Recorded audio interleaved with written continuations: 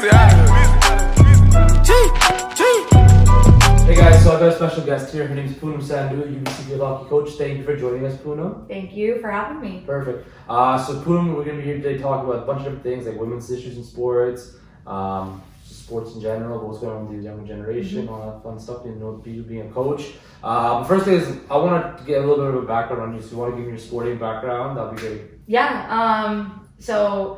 I've been playing field hockey since I was like 9. Played regionally, provincially. Played for the national team. I started when I was like in grade 12, and then basically retired in like 2014, 2015. And then after that I just like kind of transferred right into coaching, and then fast forward to like 2 seasons ago, I was a head coach or became the head coach at UBC. And we were just talking earlier, you seem to really grown with the concept of coaching, right? Especially because of the teaching aspect, and then so you want to explain what you love from school coaching? I mean, I think like when I was playing, I always used to coach, so I always used to try and like make some extra money. You're more like the players coach. Yeah, and I kind of like always like to take like the assistant coach role. Just because it's like a players coach role, and also like just a bit of extra money like over the summer and stuff. But then like also like I've also had like not the greatest coaches in my life, right, and some really awesome coaches. So for me, like I kind of felt like I was taking like little bits and pieces from each experience, and especially now like that I'm a head coach, like I definitely go back and like look back to like those experiences. So if I'm like, okay, this is a tough situation, or like, you know, a difficult decision needs to be made, like how do I kind of want to do it? Right. And if I look back to like, that wasn't the best way, or like maybe this is kind of good, I can draw back to it and kind of like apply that. So that's what I'm doing now. But I'm also like doing like a lot of education on it, because coaching is like so complex. So I'm doing a high performance coaching and technical leadership program at UBC, which is like a certificate program, and then I'm also finishing my master's in sports psych. Nice. Yeah, so you got the full aspect of sports. Love school. So when did you start playing field hockey, and what was the biggest thing that drew you to playing field hockey? So I started playing when I was 9. Before that I played soccer. And like loved soccer, but my dad always played field hockey. Like I just knew growing up that he was like super into this sport. And so my brother, I think, was gonna start like when he was like 7 or 8, and we're like 2 years apart. I'm older, so basically like I just kind of was like, I want to play too. And then he was gonna basically sign me up for a team in Vancouver, because we live in Vancouver. But his club team that he played for didn't have like any girls teams, so I couldn't join with them, and I thought that was like so lame, because I was like, like I want to play on your team, like this is like our family team. I want to play, be a part of your thing. Like I go out to the field and like watch your guys' team play, like I want to wear that jersey, you know. And so so basically kind of indirectly forced him to like make a girls team. And so he just like got look at now. And they've had like a girls team that happened in 2000, which is crazy. And like ever since, like we've had a girls program like in juniors and in women's league now. Awesome. So it's like it's pretty sweet. And basically like he kind of got together with like a bunch of his buddies and like said like, we're gonna create a girls team. Got together like a bunch of the girls that were the same age. I asked a couple of my friends from school. We made a team, and like literally we just like you guys, and then you grew up together and all that, right? Yeah, so like I think 5 of us went to the same schools, like high schools together. So then we kind of went through elementary school and then played in our high school. And then the other girls were kind of like in our area, or like from Richmond and Surrey. Close by, So we kind of just like made like a random team, but it's like it's really cool, and it's grown, and super like obviously super proud of that. And like especially now, like, so many girls now play sports at a young age. And for me, seeing that as well, it's great, because I feel like in Canada especially, we have really high-end female athletes. In some cases, a lot of our female athletes are way better than our male athletes, right? And what do you think that now in women's sports that, especially in Canada, we're taking a really big step forward, or is there still any drawbacks that we still have in the women's program? I think like if we're talking about like Canada wide, I think there is like a lot of push towards more women in sport, celebrating women in sport. Like International Women's Day is like, you know, we're celebrating that. I think it's tomorrow. I should Monday. Sorry, I don't even know what day it is today. And so it's like, so I know that there's, you know, a lot of push towards elevating the level of you know, that we, or how we perceive women in sport today. And I think I was like watching one of your segments from before, and you guys were just talking about like media and how it portrays women in sport, and just like, what are we watching? Like, I thought that was an interesting point, because it is so true, you know. Just recently with field hockey, like for our sport, you know, the men and the women were playing in Olympic qualifying matches. The men were playing Ireland here in West Vancouver, and the women were going to be playing Ireland in Dublin. And, you know, the level of kind of streaming and the media attention around the men, not necessarily like through like our own NSO, but just like in general, media coverage, like you were hearing so much more about the men's side. And the women's side, like that was the first time that they had been to that stage in, I would say, I think it was like 28 years, right? Or like almost 30 years basically, since the last time that they've had an opportunity to qualify for the Olympics. Well, you look at like basketball, right? Like the Canadian women qualified for the Olympics, right? The men haven't qualified for the Olympics yet, and the men have all these NBA players, all this talent. For me personally, I felt like the women's team didn't get enough credibility that they should have got, because they've done something the men's team can't do. Same thing in soccer. Like the women's team has made the Olympics, they made the World Cup. They're actually competitive roster. They have the right resources and stuff like that. Where the men's side doesn't have that, right? So I feel that especially here in Canada now, like we have like great young tennis players that are females. We have great soccer players. We have great basketball players. But that's the thing. We're not like the media here, especially here, and I guess North America, why we're not really creating that exposure for these athletes to build their own brand, right? Like for example, if you think with the top female athletes in the world, there's a lot of them out there, but a lot of people don't know about them, because you only really see like Serena Williams, and then you get a couple of tennis players. You don't get a whole lot of them, right? You're not exposed to a whole lot of people. And do you think that that's the reason why like the pay gap is so huge between the men and women, because they don't have the right exposure? Like I think if, you know, it's like this argument, well, of course we can't pay you guys because our organizations, or we just don't make like that kind of money. But I think like if you kind of take it back a couple of steps, it's like, okay, well, let's go back to the root. Like, why don't we make the same amount of money? Of course we don't, because like, you know, the amount of attention and the amount of, you know, exposure and just kind of like even just connection that, you know, people make with teams, it's always with men's sports. And for a very, very, very long time, sports was only connected with men. Like you wouldn't even connect females with sports. Like the very first Olympics and stuff like that, like way back then, were only men oriented. Right? And so like, it's not something like, obviously when we look at it today, you know, we're arguing, it's like this huge kind of like background that has led us up to this point.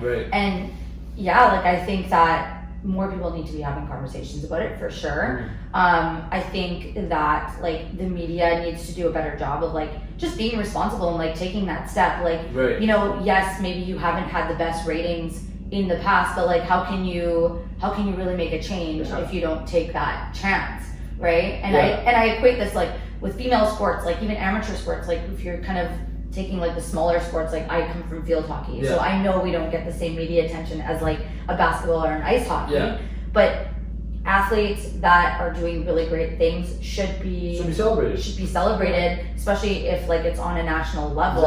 And even like, you know, within our well, think about it like this, right? Like for example, if field hockey, did the women qualify for the Olympics yet? No, they didn't. So it was like, and this is the crazy thing, it was like two really similar matches. Like the men, they like ended up in a shootout. It came down to like the last like, you know, couple of shots there, and the men made it, which is great. And the female had the exact same scenario play out, tied throughout the series, came down to a shootout, and Ireland, like it was like literally like a goal. Do you know what I mean? And it was so down to the wire and like devastating, but at the same time, like nobody really was able to sort of see that or like witness it. Yeah. Or they did end up live streaming it after, but it was only because the girls ended up having to, you know, make a case for it and kind of ask. But why should they ask? They shouldn't have to ask. They right? should It should already be yeah. given. Like, so if you look at like, you equate it back to professional sports, right? Like you look at like the leagues like the WNBA or whatever, right? You look at them, the way I see it is the way that these female athletes are gonna get more exposure and more pay is if these media outlets market these players more. You have to market and allow them to be themselves and market them more. Let them come out in the public, you know, be on commercials. Like you look at commercials, right? You see athletes. Who do you see athletes? Mostly male athletes. Right? You don't really see female athletes on commercials and advertising stuff like that. And how do all these young kids or these younger people now get their media through social media, TV, stuff like that? And that's the way for me. You got to make the market. Like for me, right? If I look at my favorite athletes, they're always so active on social media. I could see like a LeBron James somewhere. I could see like any of my like a Tom Brady or whatever athlete. They're always so active on social media, right?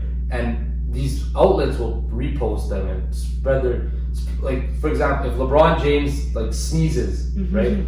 Everybody will see it, right? But on the other side, with female athletes, they don't do the same thing, right? And I feel for me, like that's gonna be the biggest thing in women's sports is if these media companies and these media outlets, they start marketing these stuff, because women are just as marketable as men, right? Like they're just as funny, just as charismatic, all that type of stuff. They have just as much, like just as many opinions as the men do, right? And that's how I feel. What's the barriers? If once they break that barrier down, women start getting more marketable, and they're marketing not just the fact that women, but their actual personalities. I think that will really be a next step. Yeah, and I think like that's again, it's the willingness to kind of go out there and be like, yes, we do want to market you. You know, it's kind of like making that decision, and allowing, you know, these girls to have a platform to like, you know, like be funny and speak their mind or whatever, and not have to like kind of fit that like stereotypical mold. Not marketing just being a female, marketing being for an athlete. Being an athlete first, right? Yeah, because at the end of the day, like we're going through the same motions, like we're going through the same trials and tribulations. Like this is why athletes from all different sports can connect on a different level, is because regardless of what sport you played, you know, you understand sort of like the journey that person went through. Like me sitting here, you know, playing field hockey in Canada, why can I resonate with like, you know, a guy who's like maybe gone through like a football camp? You know, it's because I can connect back to like my moments where I've had to push through. Growing up, right? Yeah, exactly. Like, maybe our sports are completely different. Like maybe the physicality and everything is different, but the way in which like you kind of progress through is similar. And so we would be able to connect on that. Right. You know, we would be able to connect on waking up early and making sure we have good diet and like working out, making sure we're in the best shape, you know, of our lives, and constantly pushing through. Like I don't see how that would differ based on gender. It doesn't differ on gender or sports. It's all the same process, right? Yeah. Going back to your like your journey and stuff like that, what were like some of the biggest troubling factors, not the biggest hurdles you had to overcome growing up, you know, going through high school and then of course university and stuff like that? What were some of the biggest challenges you had to go? I mean, for me it's like interesting because I think like going through high school, I was like on my teams and stuff, I wasn't always like the only brown girl around, and so like that was a bit easier. But I think like transitioning out of high school, then it got a little bit tougher for me just because like I was kind of like the only person that looked like me around, which I think to me like wasn't necessarily like a bad thing. Obviously, like I brought something different, and I knew that like my experiences were different. But it definitely was interesting trying to like connect with different people. And I think sometimes like for me, like just kind of having somebody be like, I understand, or like, you know, I understand where you come from, or like I understand why these cultural differences. You have that support, right? Somebody that knows that you're going through a similar thing, right?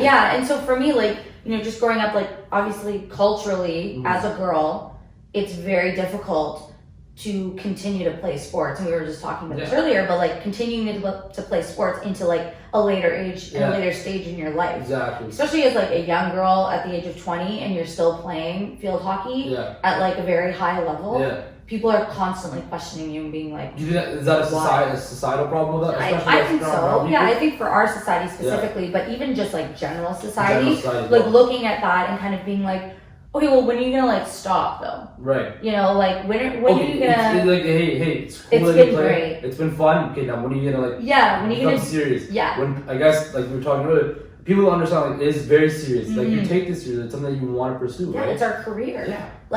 Like we pursue athletics as a career. Yeah. You know, like for the time that I was in high school to like, you know, the time that I graduated university, I was a paid athlete. Yeah. Like I was getting paid and I was getting my education paid for because I was carded. You know, in Canada we have a carding system. Yeah. It was great. It was awesome. And I think that that's something that is like should be celebrated and that should be looked at like such a positive, you know, that I was even able to like achieve something like that. Do you think the awareness though is not the best? Yeah, I mean, I think so. And I think like, you know, it's not until like, well, I mean, obviously, like I would be like, I'm trying to like make these teams. I'm trying to play for Canada. Like I'm trying to achieve a higher standard for myself, right? And I think like obviously that looks different for everybody. It's not always going to be the same. For sure. But sometimes, you know, because we don't understand it, it's odd. Then we don't know. Like society just doesn't know how to like react or act around somebody who does that because it's not something that they can kind of like fit into like, something. Like for example, like for yourself, right? You were probably one of the rare cases, right? Where other people like you probably, like you said, you couldn't draw back on seeing. Did you have other people you could draw to like look at? Yeah. I mean, like. And that's the thing, like in that transition, yes, it was difficult, but eventually, like you make these friends, you know, you create a community around you. Like at UBC, like I love my teammates. We had such great like experiences together. And I think like for me, I was always lucky because my dad played field hockey. My dad played field hockey for Canada as well. And he was somebody that I could always go to. But I always remember thinking like if he wasn't who he was, and my parents didn't support me as much as they did, like I don't know what I would have done. Like I don't know where I could have gone. We were talking earlier, I think what it comes down to is this, like if you have the right support system with your family at home, right? Like that's like for me, I grew up in a sports family as well. Like my mom played sports, my dad played sports, right? And they never pushed me to like play sports at a high level and stuff. They did it for fun to be like healthy, active. Like we said, like me and you were both saying, we learned so many skills that we can apply in the workplace and learn from sports too, right? And I feel that like what it comes down to is if you have that good support system with you, there always have something to lean back on, right? So like I said, that's another really great thing. But do you think that's what it comes down to is the parents, and especially in our community, to understand that hey, like this is something that our kids we should really support our kids on doing? Yeah, I think so. Like I mean, I've seen kids who have got like such great support at home, you know, and they have such great experiences. And I've also seen kids who are like great caliber athletes, but who go through so many challenges and hurdles just because they're constantly being pulled in two different directions, right? Or like, these like clashing opinions. Or like, I don't want to upset my family, but then I don't also want to let my team down, right? And that puts you in a really tough position. And you don't, and as an athlete, like that's the worst place to be in because like, you know, you feel bad for being out and playing, or you feel bad for like pursuing your dream or your passion because you know that that's what other people like. They don't want you to do that. They would rather have you spend your time on something else. And it's tough, especially if it's your parents or your family. Because you don't want to disappoint and nobody people. Wants to disappoint your parents. And as an athlete, like that's all like you want is to just like succeed. Like what do you fight for? You want to be successful. You want to make the people that help you out happy. You want to like do them well. Like for me, like I didn't play sports at a super high level, but every time I played, like I wanted to make sure that like my parents invested all this time by driving to hockey practice at 6 in the morning, taking me to games, tournaments around wherever. Right? I wanted to make sure that I played my best because they spent so much time and money on me. I want to like make sure that I give it my best all the time, right? Yeah, but you're like but again, it's like you're driven, right? And like maybe whether it's natural or whether it's like something that you learned along the way, like if you're like, you know, started in sports young and it's something that you've just like built up towards, you're driven. And so that is something that you take into like every other aspect of your life, with your career afterwards, with your family, like how you kind of interact with people. Exactly. Like, so for me, I think that's why like it's so frustrating. Yeah, people don't understand, like, you could learn like such amazing life lessons in sports. Like, for example, like you're gonna be on so many, like you probably been on so many teams. Well, you're not gonna get along with everybody, right? Yeah. But that also can help you out in the workplace because you're not gonna get along with your coworkers. It teaches you how to work together and coexist with different people. Yeah. Right? I mean, like, so my background in sports psychology, the biggest thing that I've been learning is that like sports psych and business elements they're just so connected, and that a lot of businesses will reach out to sports psychologists because they want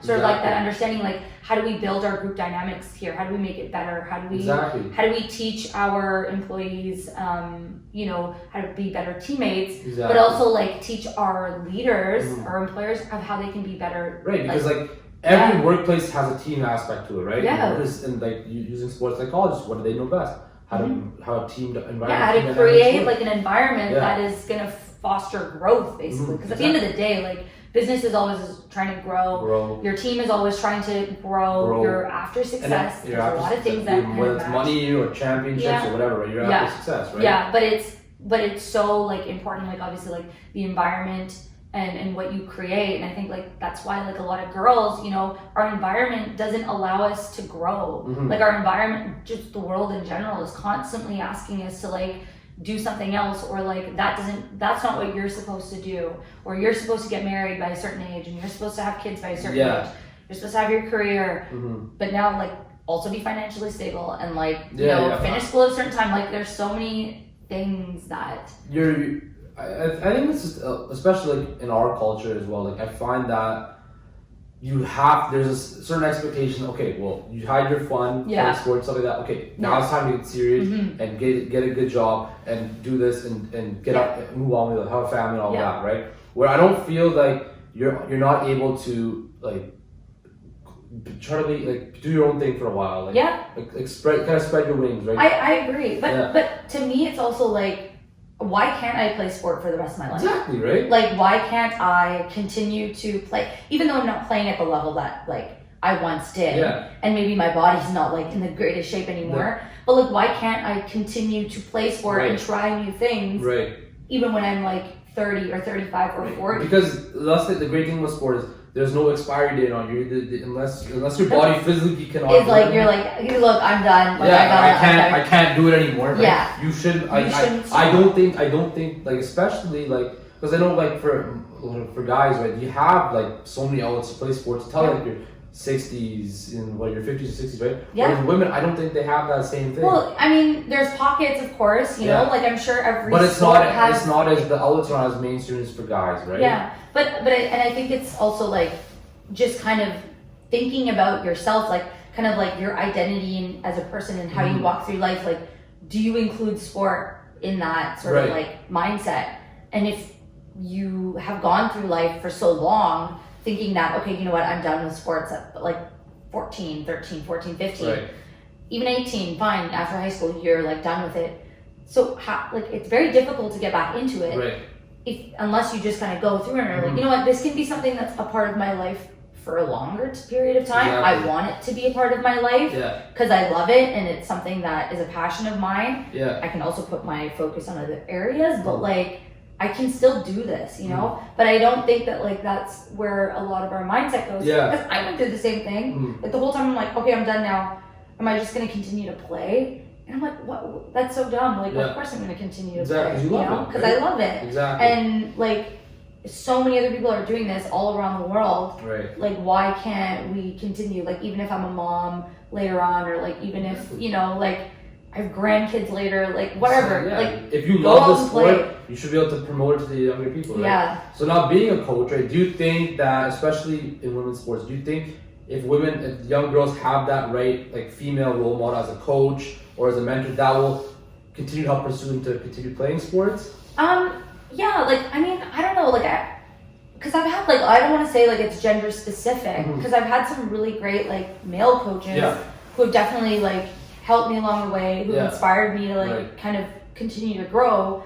But I do think, like, we need like a good combination of people in our lives, right, to learn from. And me and you were just talking about it earlier. Like, it's great we have parent volunteers, but sometimes those people are not the right people to be teaching you and being the right role models. Oh yeah, like there are some coaches, you know, I'm not trying to say this, that are like not fit for the role. Yeah. Like, and I think it's, you know, ego gets in the way, and I think that, you know, sometimes like as a coach myself, you know, coaching people that are a little bit closer to my age, so there's a little bit of a struggle there too sometimes with like opinions. Authoritative, right? Exactly, but you have to take your ego out of it. Like you can't try and you know, force your opinions on other people. You have to, and you can't just kind of like be impatient with it.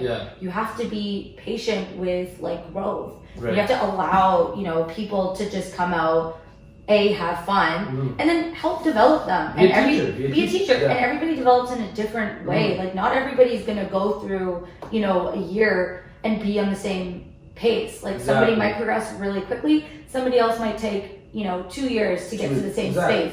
They're still gonna get there. Everybody learns at different rates. Everybody learns at a different rate. And I mean, again, you know, this is kind of like the schooling behind me and stuff, and like that I'm just like, there's so much evidence out there that like just goes against, you know, like yelling and an authoritative, you know, kind of like style of coaching, like, or I just think that coaches need to become educated. And I think that they should try at least. Like for example, I've had coaches in my life previously that were yellers and screamers.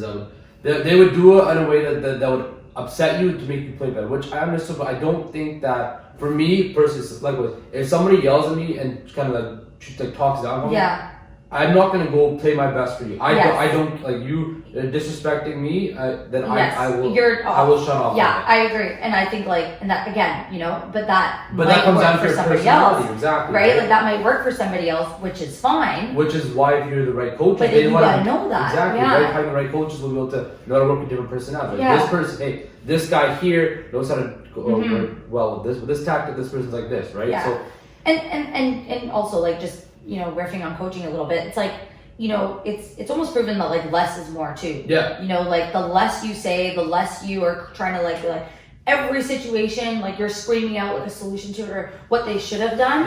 You're not allowing for any growth to happen.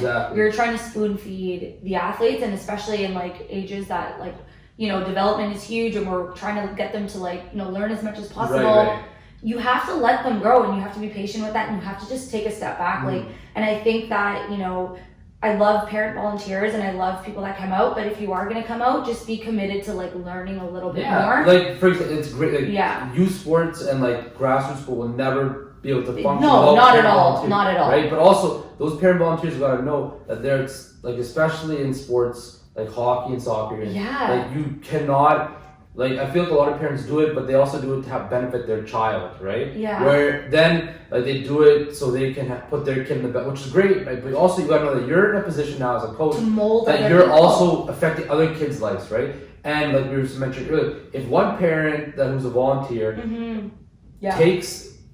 puts their own child's benefit in, they could actually, and the way they do it, they could damage another person who might want to stop playing on the sport entirely, right? And we've seen, like, I mean, we were just talking about it, like, we've seen it, like, there's so many cases, I'm sure there's so many people who have played sports who can kind of resort back to, like, an experience where, like, you know what, I'm not happy with this, or, like, that kind of ruined it for me. You could be, like, you could be talented, you could have, like, love the sport, but if a coach or, like, a parent volunteer who just knows one way and doesn't know how to, like I said, act with different personalities, could shut somebody off, and that person could eventually just lose all the passion they have for that sport, and eventually giving it up. And that's the worst thing, right? Especially if you love that sport and you want to be successful in it, and have one person ruin it for you. And I think like that's kind of, you know, where I hope that like people can come out of that and kind of be like, that was one experience, that doesn't define me, what somebody says doesn't define me,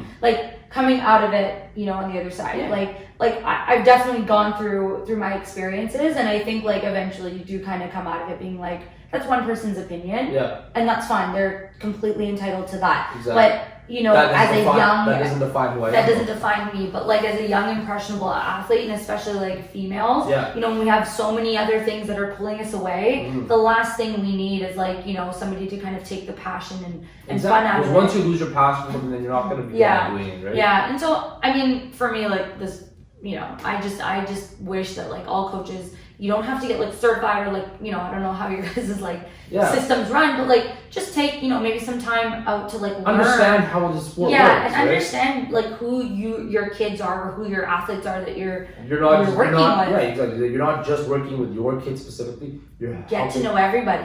You're helping with like 10 to 15 kids. Yeah, right? Get to know their personalities. Get to know, you know, what they want to achieve over the year. Right. Like get to know their background, you know, like how long have they been playing? When was the last time that they touched the ball? Like, what did they do before this? Maybe they hadn't played for like 6 months before. Maybe other kids had been doing, you know, playing soccer like all summer long. They're coming in September. Well, let's talk about. What do you think about kids that what do you think about kids that are not their parents force them to play one specific sport all year round? You don't get me in trouble with this one, but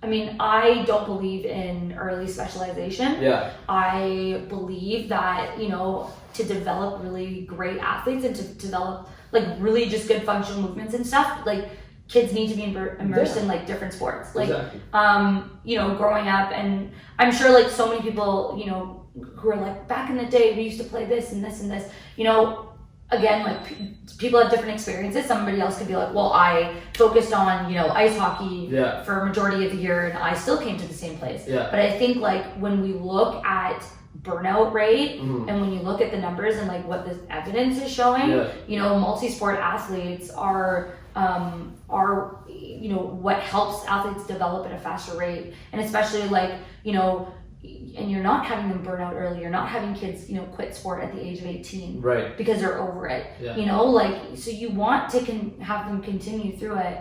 But yeah, I just believe that like you take experiences from so many different areas. Like you were saying earlier, like you can learn like different movements. Say if like you're a field hockey player, you can, like you said, your example was awesome. You said you tried fencing in high school, and you realized that all the movements, a lot of movements in fencing are very similar to field hockey. Yeah, it was insane. Like I was just like, and it was fun too because we were like good at it, you know? And it was just because like I'm used to like carrying a stick or like dribbling, you know? And so it was like, okay, I get this. Like if you're controlling like the, and you could I don't know what you it's could called, cross, sword. you could cross reference too, right? Which is awesome. And even now, like as an adult, like I've tried different sports. And I like recently, like, I remember not recently, it's a couple of years ago, but like doing ball hockey, you know, kind of coming in, and it was like insane. I was like, holy crap, like this is so much fun. But it's so similar, and it wasn't tough for me because like with field hockey, I was just able to translate some of my dribbling over to ball hockey. And like even just like shooting and things like that. So like I had more fun because I had skills that I could just take into it, even though I'd never played ball hockey before in my life. But it just like, it wasn't that tough for me. Like I was just able to kind of jump right in there. And I think like, that's how a lot of like the experiences for these kids are. Like, you know, I've seen soccer athletes, girls, like this team kind of come in and they put like a team in for field hockey. They were doing excellent. Like they had like very limited skills. They just started, so they were picking up field hockey, like just kind of brand new. But like their game vision and the sense of like what they were trying to do, like the way they were passing, and just like keeping it very simple, like it was just so great to see. Like they're still excelling in the sport, but they were still learning. You know, and so it's kind of cool to see that, and it makes me sad that like we don't value other sports because we're just so fixated on like the one. I totally agree. I feel that to build the best athletes in the world, like you look at some of the best athletes in the world right now, you got like Patrick Mahomes, just so simple. He played baseball and football for his whole life, right? So you look at that and you see that if you're well-rounded, not just a well-rounded athlete, right? You can utilize so many different aspects of a different sport in your profession, right? Or your main sport, right? And that's something that I feel that a lot of people don't understand. They feel that my kid or I should just be devoted to this one sport for 12 months of the year. That's going to be the best at it. Well, when in fact, I think that if you try different things, right, it can help you become even better at the sport. No, I agree. Like now, even like thinking back to it, like you know, I did track in high school, and I remember, you know, no, I didn't really like running. But I just remember going out to track practices and like we would do like running things, or we would learn how to like properly explode out of blocks. Which helped you. Which was like the acceleration, and now like kind of looking at it, you know, that's something that we're teaching our team, and like that's something that I'm talking to with our sports strength and conditioning coaches and our teams there. And so it's just like, you know, everything is connected, and I think like all of your experiences in sport will help you. Like it doesn't matter what sport you do or you decide to pick up, like it will help you in the long run in other areas. And so I just think it's like super, super important. Okay, I want to thank you so much for coming on. It was great having you on, and definitely we should do this again. Yes, this is fun. All right, thanks so much.